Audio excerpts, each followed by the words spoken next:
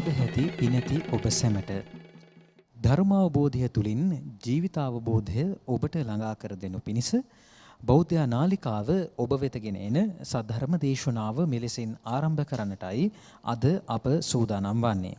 සදහැවතුනි, මේ උතුම් වූ දේශනාව සකල ලෝකවාසීන් වෙත මෙත් සිතින් දේශනා කරනු පිණිස ධර්ම සභාවට වැඩමවා වදාලා අවසරයි පූජනීය කෝරළයාගම සරණතිස්ස ගෞරවනීය ස්වාමීන් වහන්සේ. අපි සියලු දෙනා දොහොත් මුදුනත් හිතබා සාදුනාද නංවා ගෞරවනීය ස්වාමීන් වහන්සේ පිළිගනිමු. සාදු සාදු සාදු. සදහැවතුනි, කොට්ටාව රුක්මලේ බාලිකා නිවාස පාරේ පදිංචි පින්වත් බී.වී. මුදිත මහතා ප්‍රධාන ඒ පවුලේ පිනැති පිරිස මේ උතුම් වූ සද්ධර්ම දේශනාව මුළු මහත් ලෝකය වෙතම ගෙන යන්නට තමන්ගේ සදැහැති දායකත්වය ලබාගෙන කටයුතු කරනු ලබනවා. නමෝ තස්ස භගවතු අරහතු සබ්බ ධම්මේසු අප්පටිහත ඥානචාරස්ස දස බලධරස්ස චතුවේ සාරජ්‍ය විසරදස්ස සබ්බ සත්තුත්තමස්ස ධම්මිස්සරස්ස ධම්ම රාජස්ස ධම්මස්සාමිස්ස තථාගතස්ස සබ්බඤුනෝ සම්මා සම්බුද්දස්ස නමෝ තස්ස භගවතු අරහතු සබ්බ ධම්මේසු අප්පටිහත ඥානචාරස්ස දස බලධරස්ස චතුවේ සාරජ්‍ය විසරදස්ස සබ්බ සත්තුත්තමස්ස ධම්මිස්සරස්ස ධම්ම රාජස්ස ධම්මස්සාමිස්ස තථාගතස්ස සබ්බඤුනෝ සම්මා සම්බුද්දස්ස නමෝ තස්ස භගවතු අරහතු සබ්බ ධම්මේසු අප්පටිහත ඥානචාරස්ස දස බලධරස්ස චතුවේ සාරජ්‍ය විසරදස්ස සබ්බ සත්තුත්තමස්ස ධම්මිස්සරස්ස ධම්ම රාජස්ස ධම්මස්සාමිස්ස තථාගතස්ස සබ්බඤුනෝ සම්මා සම්බුද්දස්ස. සද්ධර්ම ශ්‍රාවක කාරුණික ගුණගරුක බෞද්ධ පින්නතුනි, බොහෝම ශ්‍රද්ධාවෙන් යුක්තව සියලු දෙනාම සූදානම් වෙන්නේ තිලෝගුරු සම්මා සම්බුදුරජාණන් වහන්සේ විසින් ලෝක සත්වයන් කෙරෙහි අනුකම්පාවෙන් අවබෝධ කරගෙන දේශනා කොට වදාළ පරම ගම්බීර වූ ශ්‍රී සද්ධර්ම රත්නයෙන් ඊ타ම පුංචි ප්‍රමාණයක් දේශනා කරවගෙන ධර්ම ගෞරවය පෙරදරි කරගෙන දේශනාගත ධර්මය ශ්‍රවණය කරන්න. පින්නතුනි, අපේ බුදුරජාණන් වහන්සේ ධර්ම ශ්‍රවණය කරන්න සූදානම් වෙන සදැහැති දායක පිරිස විසින් මහත් වූ බලාපොරොත්තුවක් පෙරදරි කරගෙනම ධර්ම දේශනා කරනවා නම්, ශ්‍රවණය කරනවා නම්, එය ඊටා වටින බව දේශනා කොට වදාළා. ඒ බලාපොරොත්තුව තමයි මේ ධර්ම දේශනාව ශ්‍රවණය කරන අතරතුරදීම මාගේ පංච නීවරණ ධර්මයන් යටපත් වේවා. සප්ත බෝධ්‍යාංග ආදී ධර්මයන් වැඩි දියුණු වේවා. මේ දේශනාව අතරතුරදීම මට උතුම් මාර්ගයක් ඵලයක් අවබෝධ වේවා කියන සිතින් යුක්තවම ධර්ම ශ්‍රවණය කරන්න කියලා. ඒ බලාපොරොත්තුව මුදුන්පත් කර ගැනීම වෙනුවෙන්ම අපි ධර්ම ශ්‍රවණය කරමු. පින්නතුනි, ධර්මදේශනාවේ මාතෘකාව හැටියට අපි සාකච්ඡා කරමින් හිටියේ අචින්තේය සූත්‍රය. අංගුත්තර නිකායේ චතුක්ක නිපාතයේ සඳහන් වෙන මේ උතුම් සූත්‍ර දේශනාව ඇසුරු කරගෙන එක ධර්ම දේශනාවක් මීට කලින් මේ දේශනා මාලාව තුළ අපි සාකච්ඡා කරන්න යෙදුණා. එම සූත්‍රයේ පදනම් කරගත්ත දෙවනි ධර්ම දේශනාවයි මේ සිදු කරන්න සූදානම් වෙන්නේ. පළවෙනි ධර්ම දේශනාව නිමා කරන්න යෙදුනේ මේ ලෝක විෂය පිළිබඳව කරුණු කාරණා පැහැදිලි කරමින්. භාග්‍යතුන් වහන්සේ මේ සූත්‍රයේ දේශනා කරනවා සත්වයන්ට හිතලා ඉවරයක් කරන්න බැරි විෂය 4ක් පිළිබඳව. බුද්ධ විෂය, සත්ව විෂය, ධ්‍යාන විෂය මේ ආදි වශයෙන් මේ විෂයන් 4ක් ලෝක විෂය සාකච්ඡා කරලා නැත්තම් හිතලා ඉවර කරන්න බෑ කියලා. උමතු භාවයට පත් වෙනවා කියලා දේශනා කළා හිතුවොත්. හිත වෙහෙසට පත් වෙනවා කියලා දේශනා කළා. ඒ කියන්නේ අපිට හිතන්නම එපා කියන කාරණාවද අපිට හිතලා ඉවර කරන්න බෑ කියන කාරණාව. එමනම් පින්නතුනි මේ සත්වයන් පිළිබඳව බුදුරජාණන් වහන්සේට තියෙන ඥාණය කොපමණක් වෙනවද කියන කාරණාව පිළිබඳව අපි අද මුලින්ම සාකච්ඡා කළොත් මේ බුද්ධ විෂය කොපමණද කියන කාරණාවයි මේ කරුණ තුල අන්තර්ගත වෙන්නේ. සත්වයන් පිළිබඳව තියෙන ඥාණය කියලා සඳහන් කරාම මෙතන සඳහන් කළා මහ පොළොවේ උඩත් සත්තු ඉන්නවා. මහ පොළොවේ ඇතුළෙත් සත්තු ඉන්නවා. එහෙනම් මේ මහ පොළොව ඇසුරු කරගෙන ජීවත් වෙන සියලුම සත්තු ඊට අමතරව මහා සාගරයේ කොච්චර ජීවීන් ඉන්නවද? අපිට තේරෙන්නෙත් නැහැ. මහා සාගරයේ ජීවීන් ගැන අපි දන්නෙත් නැහැ. සමහර මත්ස්‍යෝ පිළිබඳව ධර්මයේ සඳහන් කරලා තියෙනවා.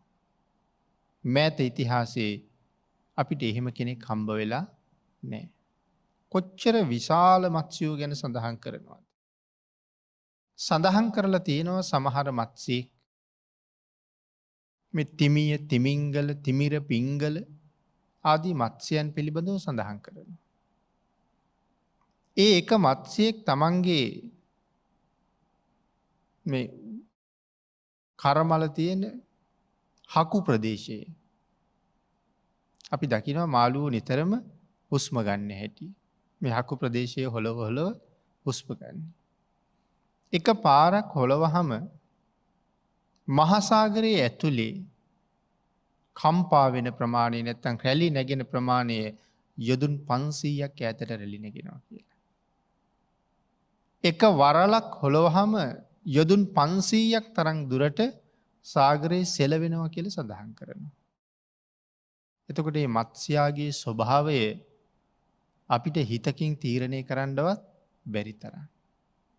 ඒ වගේ විශාල මත්ස්‍යෝ පිළිබඳව සඳහන් කරනවා. ඊටාම ගැඹුරු සාගරේ මේ වගේ මත්ස්‍යෝ ජීවත් වෙනවා. එතකොට අද කාලේ මේ දියුණු උපකරණයකටවත් දැක ගන්න බැරි වුණ මේ සත්තු මේ සාගරේ කොයිතරම් ගැඹුරේ ජීවත් වෙනවද? සාගරේ කොයිතරම් ගැඹුරු ඇද්ද?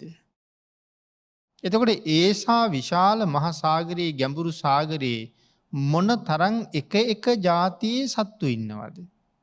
එතකොට මේ සාගර ජීවීන් කියලා කියහම මේ සියලුම ජීවීන් අන්තර්ගතයි. අපේ මුළු ජීවිත කාලෙටම දැකලා නැති සාගර ජීවීන් කොච්චර ඉන්නවද? පොළොව මතු පිට කොච්චර ඉන්නවද? එතකොට මහ පොළොවේ ජීවත් වෙන සත්තු, මහ මුහුදේ ජීවත් වෙන සත්තු, ගංගාවල් වල ජීවත් වෙන සත්තු, අභ්‍යවකාශයේ ජීවත් වෙන සත්තු, මේ හැම සත්වයෙක් පිළිබඳවම සර්ව සම්පූර්ණ අවබෝධයක් බුදුරජාණන් වහන්සේට තියෙනවා. පිනතින එතකොට අපිට මේක තේරෙන්නේ නෑනේ. සර්ව සම්පූර්ණ අවබෝධයක් භාග්‍යතුන් වහන්සේට මේ සත්තු ගැන තියෙනවා. අපිට අපි ගැනවත් අවබෝධයක් නෑ. ඊළඟට මට ඇතිවෙන හිත රාග සහිතද, ද්වේෂ සහිතද, මෝහ සහිතද කියන කාරණාවත් අපි දන්නේ නෑ. අද රාත්‍රියේ නින්දට යනකං රාගසිත කොච්චර උපදීද, ද්වේෂසිත කොච්චර උපදීද, මෝහසිත කොච්චර උපදීද කියලා අපි දන්නේ නෑ. නමුත් අද දවසේ ඉදිරියට අපිට උපදින සිත් ගැන අපි දන්නේ නැතිකොට අපි මැරෙන තුරු විතරක් නෙමෙයි නිවන් දකින්න තුරු මේ මම කියන එක පුද්ගලයෙකුට පහළ වෙන සියලුම සිතුවිලි බුදුරජාණන් වහන්සේ දන්නවා. ආන් ඒකයි සඳහන් කළේ මේ සත්වයන් පිළිබඳව තියෙන ඥානය අපිට කවදාවත්ම තේරෙන්නේ නෑ කියලා. අපි හිතමු මේ වෙලාවේ මහ පොළොවේ යට ඉන්න පණුවෙක් මොනවද හිතනවා ඇත්තේ? පිනතුනි ස්වාමීනි අහවල් තැන ජීවත් වෙන මෙන්න මෙවන් පණුවෙක් මේ වෙලාවේ හිතන්නේ මොකක්ද කියලා බුදුරජාණන් වහන්සේගෙන් ඇහුවොත් අහපු නිමේෂයෙන් ඒ පණුව හිතන දේ කියන්න භාග්‍යතුන් වහන්සේට පුළුවන්.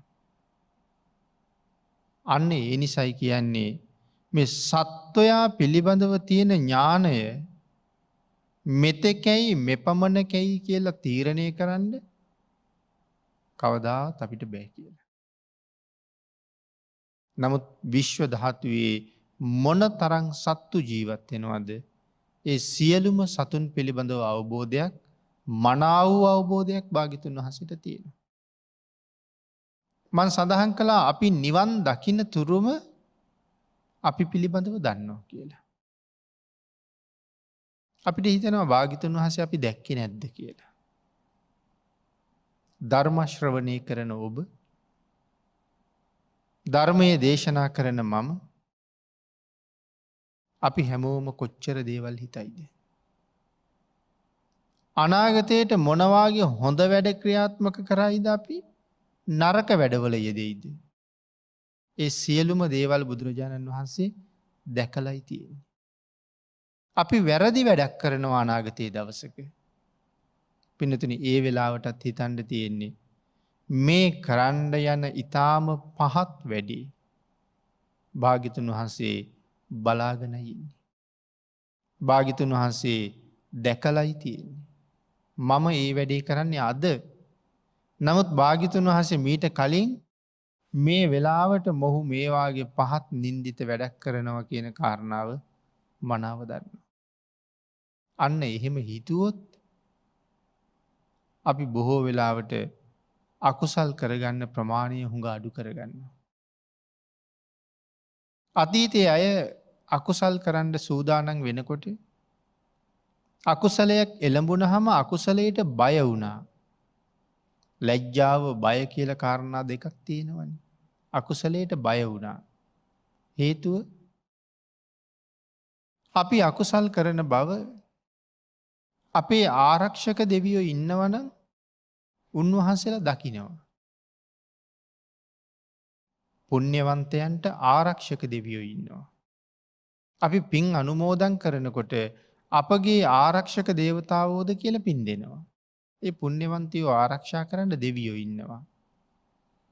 දහම් පොත්පත් කියවනකොට එවන් දෙවියෝ ගැන සඳහන් කරලා තියෙනවා. අනාථපිණ්ඩික සිටුතුමා ගැන එහෙම සඳහන් කරනකොට මාලිගාවේ හිටපු එක දිව්‍යාංගනාවක් සිටුතුමාට දන් දෙන එක සීමා කරන්න කියලා කියපු කතාවක් එහෙම සඳහන් කරනවා. දොරටුවේ ඉහළ ඉන්න දිව්‍යාංගනාව. මහා බෝසතාණන් වහන්සේ මව්කුසට වඩිනකොට බෝසතාණන් වහන්සේ ආරක්ෂා කරන්න 10,000ක් සක්වලේ 40,000ක් සතරවරන් දෙවිවරු එක දිගට කඩු අරගෙන ආරක්ෂාවට හිටිය. ඉතින් ඒ වගේ පුණ්‍යවන්තයන්ගේ ආරක්ෂක දේවතාවු ඉන්නවා. එතකොට අපි වැරදි වැඩක් කරන්න යනකොට පෙරකරපු පින නිසා මගේ රැකවරණයට මගේ ළඟ ඉන්න දෙවිවරු මම මේ කරන පව්කාර වැඩේ දකිනවා කියලා ලැජ්ජ හිතුණා. එතකොට අනික් දෙවිවරු අපි කරන දේවල් දකින නිසා වැරදි කරන්න යෙදෙනකොට බයක් සහ ලැජ්ජාවක් ඇති කරගන්නවා. මොකද අපිට කරදරයක් වෙච්ච වෙලාවට අපි සමහර වෙලාවට කියනවනේ දෙවියන්ටවත් පේන්නේ නැද්ද මේ දුක කියලා. දෙවියන්ට හොඳටම ඒ දුක පේනවා. හැබැයි දෙවියන්ට අපේ දුක විතරද පේන්නේ. ඒ දුකට පත්වෙන්න ඉස්සරලා අපි කරපු හැම වැරදි වැඩක්මත් ඒ දෙවියෝ දැක්කා. හොඳ වැඩක් කළා නම් ඒකත් දැක්කා. පිහිටක් වෙනවා වැඩිපුර මෛත්‍රී ගුණ තියෙනවනම් සීලය දියුණු කරමින් ඉන්නවනම් සමාජයට යහපතක් කරන කෙනෙක් නම් දෙවියෝ පිහිට වෙනවා. මොහු අතින් සමාජයට වෙන්නෙම අයහපතක් නම් විනාශයක් නම් එහෙම අය පිහිට වෙලා ආරක්ෂා කළොත් නැවත වතාවක් ඒගොල්ලෝ සමාජයට යහපතක් කරයිද? අයහපතක්මයි කරන්නේ. එහෙම අයට පිහිට වෙන්නේ නැහැ. එහෙනම් අපි දෙවියන්ටවත් පේන්නේ නැද්ද කියලා කිව්වට දෙවියන්ට හොඳටම පේනවා. අතීතයේ අය ඒ නිසාත් පව් කරන්න බය වුණා. දෙවියෝ දැක්කේ නැතත් අනිවාර්යයෙන්ම රහතන් වහන්සේලා දකිනවා. එහෙනම් රහතන් වහන්සේලා සියලු පව් සිත් නැති කරලා ඉන්නේ. පව් සිත් නැති කරලා. පින් කරන්නෙත් නැහැ, පව් කරන්නෙත් නැහැ. ලෝකයට මහා පුණ්‍ය නිධාන. ලෝකයාගේ මහා පින්කෙත ආන්ගේ රහතන් වහන්සේ අපිව දකිනවා. ඒ නිසා පව් කරන්න ලැජ්ජයි. පින්නතුනි කවුරු නොදැක්කත් බුදුරජාණන් වහන්සේ නම් හොඳටම දකිනවා. ආන් ඒ නිසා පව් කරන්න අකමැත්තක් බයක් තිබුණා.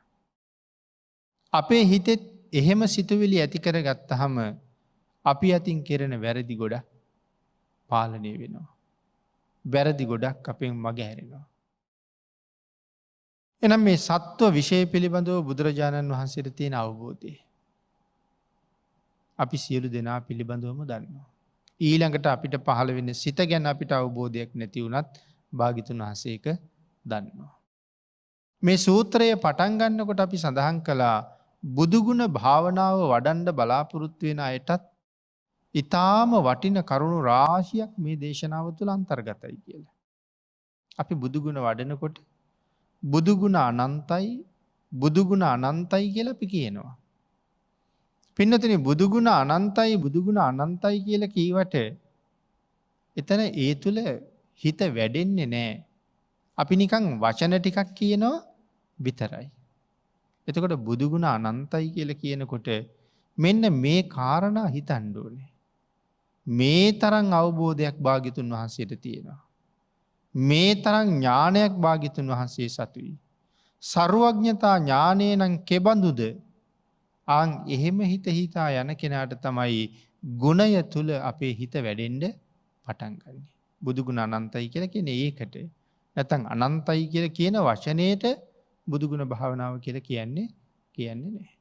ජීවිත කාලයක් එහෙම කී හිටියත් මහ ලොකු ඵලයක් අපට ලැබෙන්නේ නැහැ. ඊළඟට පින්නතුනි මේ සත්වයා පිළිබඳව මෙහෙම අවබෝධයක් තියෙනවා වගේම සතර අපායේ ඉන්න සත්වයෝ ගැනත් දන්නවා. විශේෂයෙන් නිරේ සත්වයෝ ගැනත් හොඳටම දන්නවා. මැරිලා නිරේට යන අය ගැනත් දන්නවා. කොච්චර කල් නිරේ ඉන්නවද කියලාත් දන්නවා. මොන නිරේවල් වල දුක් විඳිනවද කියලාත් දන්නවා. දැන් නිරේවල් 136ක් ගැන අපි කතා කරනවානේ. මේ සත්වයා නිරයලෝක කීයක යනවද කොච්චර කල්ලි ඉන්නවද මොනවාගේ දුකක් විඳිනවද. ඒ නිරයෙන් කවද නිදහස් වෙනවද නිරයෙන් නිදහස් වෙලා යන්නේ ප්‍රේතලෝකෙටද තිරිසංලෝකෙටද අසුරලෝකෙටද මනුස්සලෝකෙටද දිව්‍යලෝකයටද මේ ඔක්කොමත් දන්නවා. නිරයෙන් නිදහස් වෙලා මනුලොවට ඇවිල්ලා. තමන් පෙර නිරයේ හිටපු බව මතක නැති නිසා ආපහු පව් කරන බවත් දන්නවා. නැවත යන නිරයත් දන්නවා. අද මේ ජීවත්වෙන අපි මැරිල උපදින්නේ කොතනද කියන කාරණාවත් බුදුරජාණන් වහන්සේ පින්නතින හොඳටම දන්නවා. එතකොට මේ නිමක් නැති සත්වයෝ ගන්න ආහාර ඒ ආහාර මොනවද කියලත් දන්නවා. වතුර බොන්නේ කොහොමද කියන කාරණාවත් දන්නවා. ආහාර සපය ගන්න හැටිත් දන්නවා. මේ විදිහට කතා කරන්න ගියහම සෑහෙන කරුණු ප්‍රමාණය කතා කරේ. කෙටියෙන්ම කිව්වොත් සත්වයෙන් සම්බන්ධව හාත්පස සියලුම කාරණා බුදුරජාණන් වහන්සේ හොඳටම දන්නවා. ඒකයි සත්වයන් පිළිබඳව තියෙන ඥානය කියලා කියන්නේ. අහවල් සතා ගැන අහවල් හේතුව ගැන කරුණ ගැන දන්නේ නෑ කියල කාරණාවක් නෑ. ඊළකට පින්නතන ධ්‍යාන විෂය පිළිබඳව තියෙන ඥානය සඳහන් කරනවා අපේ බුදුරජාණන් වහන්සේ. ගණ්ඩබ්බ රුක්කමූලයේදී යමක මහා ප්‍රාතිහාරය දැක්වා. ඒ කරුණු අපේ පිඩුතු නහල ඇති. යමා මහ ප්‍රාතිහාරය ගැන. යමක මහා ප්‍රාතිහාරය දක්වලා තීර්ථකයන්ගේ මාන බිඳල ඊළඟට බුදුරජාණන් වහන්සේ කොහාටද වඩින්නේ තව්තිසාවට. කොහොමද තව්තිසාවට වඩින්නේ පියවර දෙකකින්. තව්තිසාව කොච්චර උඩද තියෙන්නේ. මහාමීරු පර්වතය මුදුනේ තමයි තව්තිසාව තිය. මහපොළොව ඉඳල කොච්චර උසද යොදුන් 84,000යි. පළවෙනි දිවියලෝකෙ තියෙනවා කියල සඳහන් කරන්නේ මනුස්ස වාසයඉඳලා යොදුන් 42,000ක් උඩින්. ඊළඟ දිව්‍ය ලෝකෙ තියෙන්නේ ඒ දිව්‍ය තලයේ ඉඳලා යොදුන් 42,000ක් උඩින්. එනම් පළවෙනි දිව්‍ය ලෝකේ චාතුම් මහරජිකේ දෙවනි දිව්‍ය ලෝකයේ තව්තිසාව. එනම් තව්තිසාව තියෙන මනුස්ස තලයේ ඉඳලා යොදුන් 84,000ක් උඩින්. මහමේරු පර්වතයේ සාගරයෙන් උඩට තියෙන කොටසත් යොදුන් 84,000යි. එහෙමනම් තව්තිසාව තියෙන්නේ මහමෙර මුදුනේ. අපේ බුදුරජාණන් වහන්සේ යමක මහා ප්‍රාතිහාරය දක්වලා 7 වෙනි වස සමාදන් වෙන්නේ තව්තිසා භවනි. එනිසා ප්‍රාතිහාරයෙන් පස්සේ කෙලින්ම වඩින්නේ තව්තිසා භවනට. පියවර දෙකයි තියන්නේ. එක පාදයක් යුගන්ධර පර්වතයේ මුදුනේ තියෙනවා. යුගන්ධර පර්වතයේ මුදුනේ තමයි චාතුම් මහරජිකේ තියෙන්නේ. දෙවනි පියවර මහමෙර මුදුනේ තියෙනවා. යොදුන් 42,000ක් යුගන්ධර පර්වතයේ මුදුනේ ඉඳලා යොදුන් 42,000. එතකොට බුදුරජාණන් වහන්සේගේ සිරිපාදය යොදුන් 42,000ක් ඈතට දිගු කළාද සඳහන් කරනවා භාග්‍යතුන් වහන්සේ යම් ගමනක් වඩිනකොට. මේ සිරිපාද දෙක යම් ප්‍රමාණයක දුරින් නම් තියන්නේ. ඒ දුර වෙනස් වෙන්නේ නෑ කියලා. එහෙමනම් මහමෙර මුදුනට සිරිපාදය ඈත් කරලා තිබ්බනෙමි. ඊළඟට ප්‍රශ්නයක් අහනවා එහෙනම් සිරිපතුල පිළිගණ්ඩ මහමෙර නැමුණද කියලා. බලාගෙන ඉන්න කෙනෙකුට එහෙම හිතන්න පුළුවන්. නමුත් භාග්‍යතුන් වහන්සේ සිරිපාදයේ දික් කරන්නෙත් නෑ මහමේරුව පාත් වෙන්නෙත් නෑ. නමුත් භාග්‍යතුන් වහන්සේ පියවර දෙකෙන් යොදුන් 84,000ක් වඩිනවා. නමුත් අපිට තේරෙන්නේ නෑ ඒ කොහොමද කියලා. මේක තමයි ධ්‍යාන ලාභීකුගේ තියෙන ආශ්චර්යය. අන්න ඒකයි කිව්වේ මේ කරුණු හිතන්ඩ ගියොත් කොහොමද ඒ වැඩියේ. ඒක හිතන්ඩ ගියොත් අපේ හිත වෙහෙසට පත්වෙනවා. එහෙම නැත්තම් උමතු තත්ත්වයට පත්වෙනවා. ධ්‍යාන ලාභීකුගේ ධ්‍යානය අපට තේරෙන්නේ නෑ කියන කාරණාව තමයි මේ සඳහන් කරන්නේ. තව්තිසා භවනට වැඩම කරපු අපේ භාග්‍යතුන් වහන්සේ. වස් සමාදන් වෙන්නනේ වඩින්නේ. එතකොට සක්‍ර දේවේන්ද්‍රයන් වහන්සේ ඇතුළු පිරිස දන්නවා අද අපේ භවනට භාග්‍යතුන් වහන්සේ වඩිනවා අපටම අනුකම්පාවෙන් දෙවියන්ට අනුකම්පාවෙන් මෙහි වස් වසන්ඩ. බුදුරජාණන් වහන්සේට පිළිගන් වණ්ඩ තියෙන ආසනය මොකක්ද. තව්තිසාවී තියෙන හොඳම ආසනය මොකක්ද කියලා කල්පනා කරනවා. සක්‍ර දේවේන්ද්‍රයන්ට වැටහෙන්නෙම පාණ්ඩු කම්බල සෛලාශ. ඒ ඇනෙ තව්තිසාවි තියෙන සැප සහිතම ආසනය. සක්‍ර දේවේන්ද්‍රයන්ගේ පුණ්ඩරීක කියන උයනේ පරසතු කියන ගහ තියෙනවා. පරසතු රුක අපි අහල තියෙනවා පරසතු මල් ගැන. මේ ගහේ කඳේ ඉඳල යොදුන් 100ක් හාත් පස ගහේ වට ප්‍රමාණය අතු පැතිරිලා තියෙන්නේ. යොදුන් 100ක් ඇතැක්ම 900 ගානක් එහෙම. හිතන්නකො කොච්චර විශාලද කියලා. මේ ගහ යට පුණ්ඩරීක කියන උයනේ තමයි මේ ගහ තියෙන්නේ. මේ ගහ යට තමයි පාණ්ඩු කම්බල සෛලාශනයේ තියෙන්නේ. මේ ආසනය කොච්චර දිග ඇද්ද?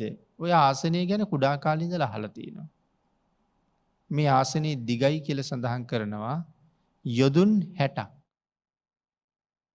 යොදුන් 60ක් කියහම සාමාන්‍ය හැතැක්ම 16කට 600කට විතර ආසන්නයි. 600ක්ම නෑ ඊට ආසන්නයි. ආසනයේ දිග ආසනයේ පළල යොදුන් 50යි කියලා කියන්නේ. ආසනයේ උස යොදුන් 15යි. වට ප්‍රමාණය ගත්තාම යොදුන් 800ක් විතර කියලා කියන්නේ. මුළු වටේම වට ප්‍රමාණය. දැන් එතකොට මේසා ඉඩක පැතිරිලා තියෙන මේ සැප සහිත ආසනයේ බුදුරජාණන් වහන්සේ වාඩි වුණහම වැඩ හිටියහම මේ ආසනයේ කොච්චරනම් ඉඩක් ඉතුරු වෙයිද? නේද? මේ දැවැන්ත ආසනයේ භාග්‍යතුන් වහන්සේ වැඩ හිටියහම මොන තරම් ඉඩක් ඉතුරු වෙනවද? දැන් දෙවියෝ එහෙම හිතනවා. මේ වෙලාවේ තව්තිසාවට රැස් වෙන දෙවියන්ගේ ප්‍රමාණය සක්වලවල් 10000කින් දෙවියෝ රැස් වෙනවා. ඊටා විශාල ශරීර තියෙන දෙවියෝ තමන්ගේ ඇඟ කුඩා කරගන්නවා. මානෙන් තොරව කොච්චර ඇඟ කුඩා කරගෙනද? අපේ පින්නතුන්ට මතකද ඉදිකටු සිදුර? ආන්ගේ ඉදිකටු සිදුරක් ඇතුළට දෙවිවරු 60ක් බහිනවා කියලා සඳහන් කරන්නේ. හිතන්නකො මොන තරම් ඇඟ කුඩා කරගෙනද කියලා. අපිට නූල් පොටවල් දෙකක් දාගන්න ගියොත් කොච්චර අමාරු වෙයිද? එහෙමනම් දෙවිවරු 60ක් කෙස් ගහකටත් වඩා කොච්චර චූටි වෙනවද? ඇයි එච්චර කුඩා කරගෙන ඇවිල්ලා ඉන්නේ? ඒ සක්වලවල් 10000කින් ඇවිල්ලා පිරෙනකොට එක සක්වලක තව්තිසා වීඩ නැතුව ඇතිනේ. ඒකනේ එච්චර කුඩා වෙන්නේ. ඉතින් මෙච්චර දෙවියෝ හිර වෙලා ඉන්න වෙලාවේ මේ ආසනයේ අපරාධ කියලා හිතෙනවා. ඒ භාග්‍යතුන් වහන්සේ වැඩ හිටියාම තව කෙනෙකුට අතවත් තියන්න බෑ ඒකට. ගෞරවය නිසා. මේ දෙවියන්ගේ හිත විශේෂයෙන් සක්‍ර දේවේන්ද්‍රයන්ගේ හිත බුදුරජාණන් වහන්සේ දකිනවා. දැකලා හිතනවා මේ ආසනයේ අපරාධ කියලා හිතුවා. ඒක අපරාධයක් නොවෙයි කියන කාරණාව පෙන්වන්න ඕනේ. එහෙම හිතලා දෙවියෝ බලාගෙන ඉන්නකොට බුදුරජාණන් වහන්සේගේ සංගල සිවුර මහා පාංසු කුලේ දිගෑරියා. දිගෑරලා බුදුරජාණන් වහන්සේ විසින්ම අර ආසනයට එළුවා. ඒ කියන්නේ බුදුරජාණන් වහන්සේගේ සිවුරත් යොදුන් 60ක් තියෙනවාද? චරලොකු නෑ භාග්‍යතුන් වහන්සේගේ චීවරේ. නමුත් පින්නතුනි බිම තියලා තියෙන බොහොම කුඩා පුටුවක් විශාල වස්ත්‍රයකින් වැහුවොත් පුටුවක් තිබුණද කියලාවත් හොයාගන්න බෑ. අන්න ඒ වාගේ භාග්‍යතුන් වහන්සේගේ සිවුරෙන් මේ මහත් දැවැන්ත ආසනේ වහනවා. දෙවියෝ කොයි පැත්තෙන් බැලුවත් චීවරයේ පේනවා මිසක් ආසනේ පේන්නේ නැහැ. ඊට පස්සේ භාග්‍යතුන් වහන්සේ ආසනයේ මත වැඩ ඉන්නවා. දැන් භාග්‍යතුන් වහන්සේ වැඩ හිටියම අපරාධ ඉඩ කියලා නිකීවි. නමුත් අපිට මේ පෑනක් පැන්සලක් වාගේ දෙයක්වත් ඒ ආසනයේ උඩ තවත් නම් තියන්න ඉඩ නෑ. මුළු ආසනෙම පිරීලා තියෙන්නේ. ඒ නිසා අහනවා බුදුරජාණන් වහන්සේ විසින් ආසනය කුඩා කළාද නැත්තං භාග්‍යතුන් වහන්සේ දැකලා ආසනයේ කුඩා වුණාද කියලා. නැවත උත්තරයක් දෙනවා භාග්‍යතුන් වහන්සේ ආසනයේ කුඩා කළෙත් නෑ. භාග්‍යතුන් වහන්සේ දැකලා ආසනයේ කුඩා වුණෙත් නෑ. එනම් බුදුරජාණන් වහන්සේ මෙච්චර මහත් වෙලා වැඩ හිටියද? භාග්‍යතුන් වහන්සේගේ ශරීර ප්‍රමාණයට වඩා භාග්‍යතුන් වහන්සේගේ ශරීර ධාතුව මහත් කරන්නෙත් නෑ. නමුත් මේ ආසනයේ සම්පූර්ණයෙන්ම වැහෙන්න වාඩි වෙනවා. මොකක්ද මේ? මේ තමයි ධානලාභීකුගේ ධාන විශේෂටි. ඒක කොහොමද කළේ කියන කාරණාව පින්නතුනි අපිට තේරෙන්නේ නැහැ. ඊළඟට පැහැදිලි කළා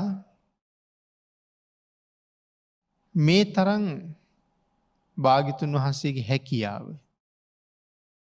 එහෙනම් පින්නතුනි ඒ බුදු ගුණ ගැන හිතනකොට මේ කරුණුත් හිතන්න ඕනේ. එතකොට තමයි අපේ හිත ශ්‍රද්ධාවෙන් පිරෙන්නේ. බුදුරජාණන් වහන්සේ ගැන අසීමිත ගෞරවයක් ඇති වෙන්න පටන් ගන්න. බුද්ධ ගුණය අපේ හිත තුළ වැඩෙන්න පටන් ගන්න එතකොට. ඊළඟට පින්නතුනි සඳහන් කළා විශේෂයෙන් බුදුරජාණන් වහන්සේගේ ශරීර ප්‍රමාණය කවදාවත් කාටවත් ප්‍රමාණ කරන්න බෑ. අර එක මිත්‍යා දෘෂ්ටික බ්‍රාහ්මණයෙක් දවසක් උණ ගහක් කපාගෙන ඇවිල්ලා බුදුරජාණන් වහන්සේගේ පිටුපස්සෙන් මේ උණ ගහ තියලා බලනවා. උසමනින්ද භාග්‍යතුන් වහන්සේ උණ ගහට වඩා උසයි. බ්‍රාහ්මණය පහුවදා ඒ වාගේ දිග උණගස් දෙකක් එකට බැඳලා අරගෙන ආවා. දැන් ආයෙත් භාග්‍යතුන් වහන්සේ ළඟ උණ ගහ තියලා බලනවා උසමයින්ද. සඳහන් කරනවා උණගස් දෙකම එකට තියලා බැඳලා ගෙනාපු මේ දිග ලීය බුදුරජාණන් වහන්සේගේ දන මඩල ගාවටවත් උස නැහැ කියලා. ඒ වෙලාවේ භාග්‍යතුන් වහන්සේ අහනවා බ්‍රාහ්මණය මොකද්ද කරන්න හදන්නේ? බ්‍රාහ්මණය සඳහන් කරනවා ස්වාමීනි භාග්‍යතුන් වහන්සේගේ උස මැනගන්න කියලා. බුදුරජාණන් වහන්සේ දේශනා කරනවා බ්‍රාහ්මණය මහා කල්ප අසංඛ්‍ය 4කුත් ලක්ෂ එකක් මම විසින් පාරමිතා පිරුවේ තව කාටවත් මගේ ප්‍රමාණය දැනගන්න දෙන්න නෙමෙයි කියලා. එහෙනම් කාටවත් භාග්‍යතුන් වහන්සේ ප්‍රමාණ කරන්න බෑ. ඒ නිසායි සඳහන් කළේ බ්‍රහ්ම භූතං අතිතුලං. කාටවත් බුදුරජාණන් වහන්සේ ප්‍රමාණය කරන්නත් බෑ, තුලණය කරන්නත් බෑ. තුලණය කරන්න බෑ කියලා කියන්නේ අභිභවනය කරන්න බෑ කියන එකයි. පින්නතුනි මේ අසුර රාජයන්ගේ අපි අසුරයෝ කියලා කතා කරන්නේ. ඒ කතා කරන අර සතර අපායට අයිති අසුරයෝ ගැන නෙමෙයි මේ කතා කරන්නේ. තව්තිසා දිව්‍ය ලෝකේ දෙවිවරු කොච්චර සැපක් භුක්ති විඳිනවද? ඒ දෙවියන් හා සමාන සැපක් භුක්ති විඳින අසුර කියලා කණ්ඩායමක් ඉන්නවා.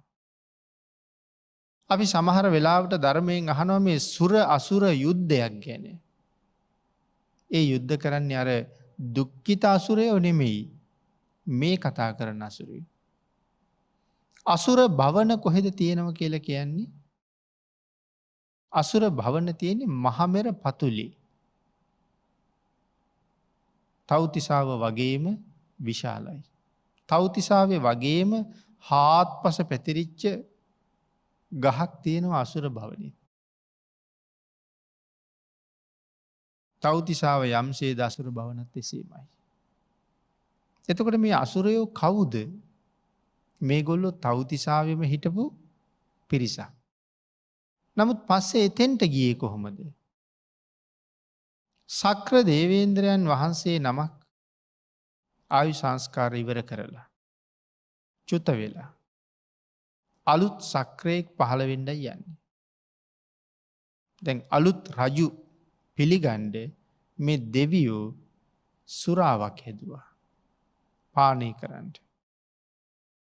අලුතෙන් පහළ වෙච්ච සක්‍ර දේවේන්ද්‍රයෝ අනික් දෙවියන්ට ඒ සුරාව පානය කරන්න දුන්නේ.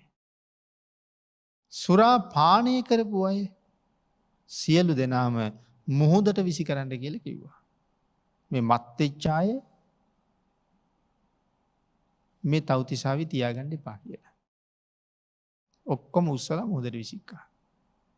ආයෙන්න එපා කියලා. නමුත් ඉතින් තව්තිසාවි උපදින්න තරම් පින් කරපු අයනේ. මහා පුණ්‍යවන්තයෝනි.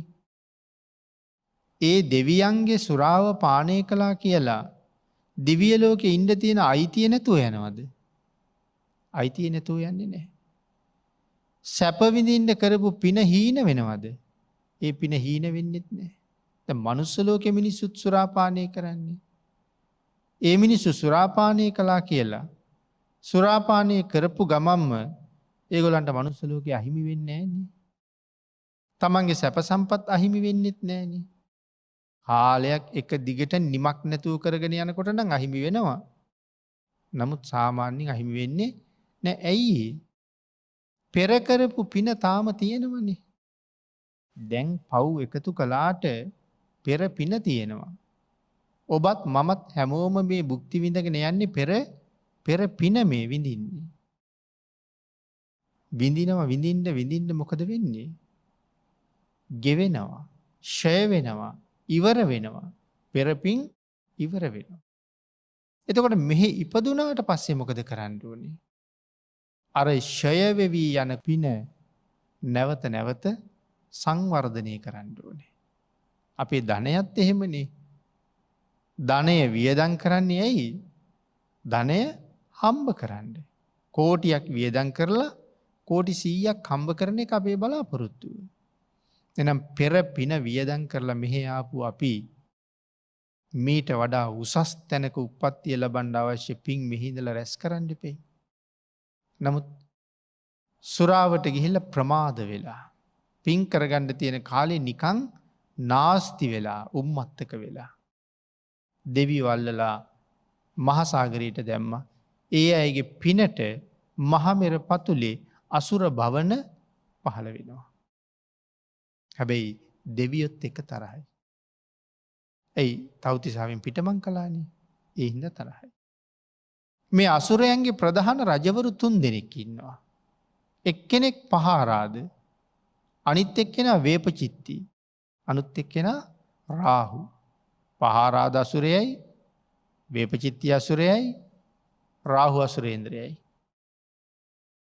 පහාරාද සහ වේපචිත්ති කියන අසුර රාජයෝ දෙන්නම බුදුන් සරණ ගියපු අය.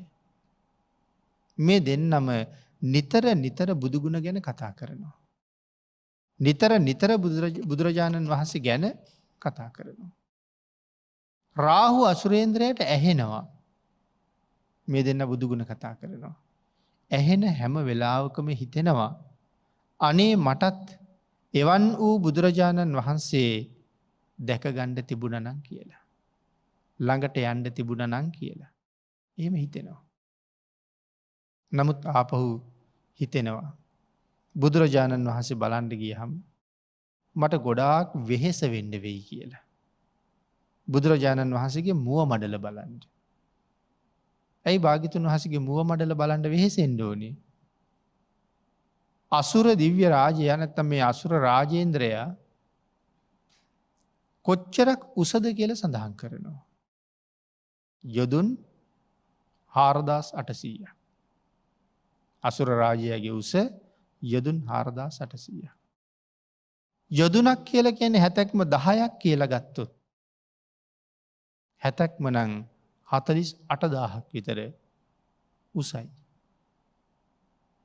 මේ මහ පොළොවේ ඉඳලා සමහර වෙලාවට පොළොව මත දිගෑරුණොත් එහෙම විදේශ රටක තමයි ඔළුව නතර වෙන්නේ. ඒ තරම් ප්‍රමාණය. ඉතින් මෙච්චර උසයි නම් ඉතින් භාග්‍යතුන් වහන්සේ එච්චර උස නෑනේ. ඒ හින්දා මෙයා කොච්චර පාත් වෙන්න වෙයිද නැමෙන්න වෙයිද මුව මඩල බලන්න. ඉතින් කම්මැලි ඒ හින්දා.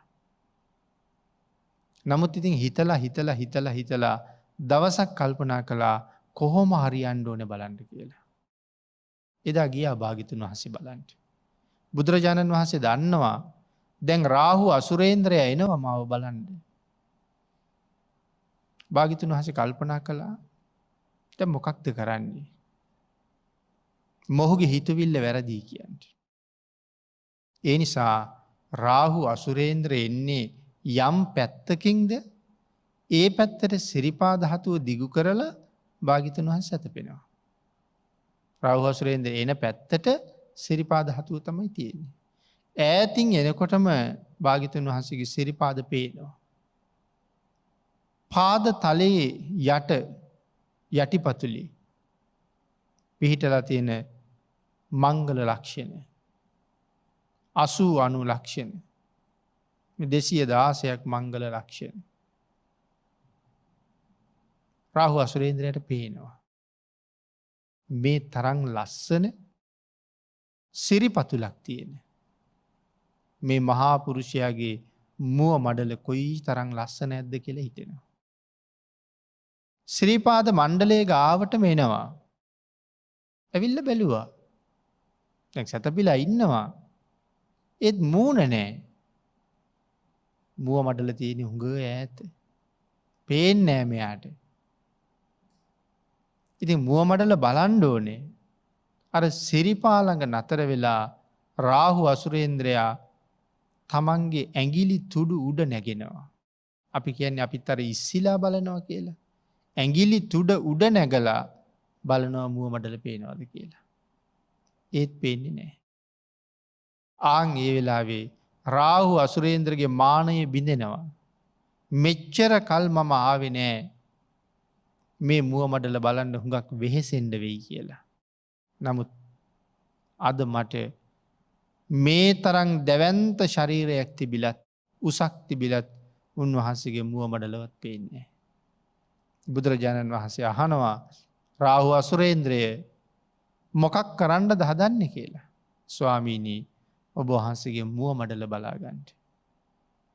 එහෙනම් අසුරේන්ද්‍රයාගේ මාන බිඳලා දෙන්න. නමුත් මෙහෙම දෙයක් කරන්න පුළුවන් ධානලාභීෙකුටම විතරයි. නමුත් ඒ කලේ කොහොමද කියන කාරණාව අපි කාටවත් තේරෙන්නේ නැහැ. එහෙනම් ධානලාභීෙකුගේ ධාන ශක්තිය කොයි තරම්ද කියන කාරණාව තවත් කෙනෙකුට වැටහෙන්නේ. සාමාන්‍ය ධානලාභීෙකුගේ ධාන ශක්තියට වඩා භාග්‍යතුන් වහන්සේගේ ධාන ශක්තිය ඊටාම ඉහළයි. බුදුරජාණන් වහන්සේගේ ධාන ශක්තිය අභිභවනය කරන්න තරම් කෙනෙක් විශ්ව ධාතුවේ ඇති වෙලා නැහැ. ඇති වුණා නම් ඒ තවත් ලෞතුරා බුදු කෙනෙක්ම විතරයි. ඒ නිසා මේ ධානලාභීෙකුගේ ධාන මට්ටම අපිට තේරෙන්නේ. ඊළඟට පින්නතුනි තවත් එක කාරණාවක් අපි කෙටියෙන් සිහිපත් කළොත් ගුණය ගැන කොයිතරම් ගුණයක් තියෙනවද? රතන සූත්‍ර අට කතාවේ පැහැදිලි කරනවා. මුළු ජම්බු ද්වීපය පුරාම එකින් එකට ගැටෙන්න නිසීදන පනවලා පසේ බුදුරජාණන් වහන්සේලා වඩා හිඳවනවා. ඒ වාඩි වුණහම ධනමඩලෙන් ධනමඩල ගැටෙනවා. මුළු දඹදිව පුරාම වඩා හිඳවලා ඉන්නේ. ඒ සියලුම පසේ බුදුරජාණන් වහන්සේලාගේ ගුණය ලෞතුරා භාග්‍යතුන් වහන්සේගේ ගුණයත් එක්ක සංසන්දනය කරන්න ගියොත් අපට ඒ ගුණය ප්‍රකාශ කරන්න සංඛ්‍යාවක් නෑ කියලා කියන්නේ. මේ සියලු පසේ බුදුරජාණන් වහන්සේලාගේ ගුණය භාග්‍යතුන් වහන්සේගේ ගුණය ළඟ ඍණ බිඳුවයි කියලා කියන්නවත් බෑ. ඒකයි කියන්න සංඛ්‍යාවක් නෑ. සොළොස් කලාවෙන් කොච්චරයිද කියලා කියන්න ගියොත් සොළොස් කලාවෙන් එකක්වත් නෑ. එතකොට පසේ බුදු කෙනෙක් කියලා කියන්නේ අසීමාන්තික ගුණ කඳක්. නමුත් මේ සමාන කරන්නේ ලෞතුරා බුදුරජාණන් වහන්සේත් එක්ක සමාන කරාම මුළු දඹදිව් තලය පුරාම ධනමඩලෙන් ධනමඩල ගැටෙන්ඩ පසේ බුදුරජාණන් වහන්සේලා වාඩි කරවලා ඒ ගුණය සංසන්ධනය කරන්න ගියොත් භාග්‍යතුන් වහන්සේගේ ගුණයෙන් සොළොස් කලාවෙන් මෙච්චරයි කියලා කියන්න දෙයක් නෑ කියලා සඳහන් කරන්නේ. එහෙනම් ඒ මහ ගුණ කඳ කවද පින්නතුනි අපි තේරුම් ගන්නද? ආන් එහෙම හිත හිතා තමයි මේ ගුණය තුල හිත වඩන්න ඕනේ. ධර්ම දේශනාවට තියෙන කාලේ නම් නිමා වෙලා තියෙන නිසා අචින්තේය සූත්‍රයේ ආශ්‍රයෙන් අපි සිදු කරන දෙවෙනි ධර්ම දේශනාව මේ විදිහට නිමා කරමු. තුන්වෙනි දේශනාවෙන් තවත් කරුණු ටිකක් සාකච්ඡා කරන්න ඉඩ තියාගෙන. පින්නතුනි අද දේශනාවේ දායකත්වයේ දරනු ලබන්නේ බාලිකා නිවාස පාර රුක්මලේ කොට්ටාවේ පදිංචි බී.වී. මුදිත මහත්මයා ඇතුළු පවුලේ පිරිස. උතුම් අරමුණ හැටියට මුලින්ම සිහිපත් කරනවා පුණ්‍යානුමෝදනා කිරීමේදී බෞද්ධ මාධ්‍ය ජාලයේ නිර්මාතෘවරව වැඩ සිට අපවත් වී වදාළ පරම පූජනීය දරණාගම කුසල ධම්ම නායක මාහිමිපාණන් වහන්සේට විශේෂයෙන් මේ පින් මුලින්ම අනුමෝදන් කරනවා. ඊට අමතරව සංසාරගත නිදන ප්‍රාප්තියට පත් වුණ තම තමන්ගේ සියලූම ඥාති වර්ගයාට මේ පින් අනුමෝදන් වේවා කියලා ප්‍රාර්ථනා කරනවා.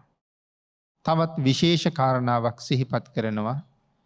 මේ ධර්ම දේශනාව පටිගත කිරීමේ කටයුත්ත සිදු කෙරෙන 2021 පළවෙනි මාසයේ 14 වෙනි දිනට 40 වෙනි ජන්මදිනය යෙදී තිබෙන බී.වී. මුදිත මහත්මයාට රත්නත්‍රී ආශිර්වාදයේ ප්‍රාර්ථනා කිරීමත් දෙපාර්ශ්වයේ දෙමව්පියන් දූ දරුවන් ඇතුළු පවුලේ සියලුම ඥාතීන්ට ආශිර්වාද කිරීමත් අපගේ කල්යාණ මිත්‍රයන් වහන්සේ වන දේශකයාණන් වහන්සේටත් ඒ ඇතුළුව ගෞරවනීය මහා සංඝරත්නයේ සියලු දෙනා වහන්සේටමත් මේ රැස් කරගත් උතුම් පුණ්‍ය ධර්මයන් අනුමෝදන් කරලා ආශිර්වාද කරන බව බොහොම කල්යාණ මිත්‍රත්වයෙන් සිහිපත් කරලා තියෙනවා. පින්නතුනි මුදිත මහත්මයා ඇතුළු පවුලේ පිරිස පින් අනුමෝදන් කළ සියලු දෙනාටම මේ පින් අනුමෝදන් වේවා. ආශිර්වාද කළ සියලු දෙනාටම රත්නත්‍රී ආශිර්වාදයෙන් නිදුක් නිරෝගී භාවයේ චිරජීවනයේ ලැබේවා. අප විසින් රැස් කරගත් ධර්ම දානමේ කුසලයේ දායක පිරිසට අනුමෝදන් වේවා. මේ සියලු දෙනාටමත් අපටත් ඊ타ම ඉක්මන් භවයක ඊ타මත්ම කෙටි කාලයකින් සැප සහිත ප්‍රතිපදාවකින් උතුම් චතුරාර්ය සත්‍ය ධර්මය අවබෝධ කරගන්න මේ කුසල ශක්තිය හේතු වාසනා වේවා කියලා ප්‍රාර්ථනා කරමින් අද දිනේ ජන්මදිනයේ සිහිපත් කරන මුදිත මහත්මයාට තව চিරාත් කාලයක් බොහොම ශ්‍රද්ධාවෙන් ශාසනික කටයුතු සිදු කර ගනිමින් නිදුක් නිරෝගීව සසර මඟ සුවපත් කරගන්න ලැබිච්ච බුද්ධාන්තරයේ උතුම් මනුස්ස ජීවිතයට හැබෑ සාධාරණයක් කරගන්න තුනුරුවන්ගේ අනන්තාශිරුවාදයෙන් ශක්තිය දහිරිය භාග්‍ය වාසනාව උදාවේවා කියල ප්‍රාර්ථනා කරමු. අභිවාදන සීලිස්ස නිච්චං බුද්ධාපචායිනෝ චත්තාරෝ ධම්මා වඩ්ඩන්ති ආයුවන්නෝ සුකං බලං ආයුරාරෝග්‍ය සම්පත්ති සග්ග සම්පත්ති මේවච අතෝ නිබ්බාන සම්පත්ති ඉමිඥාති සමිජ්ජතු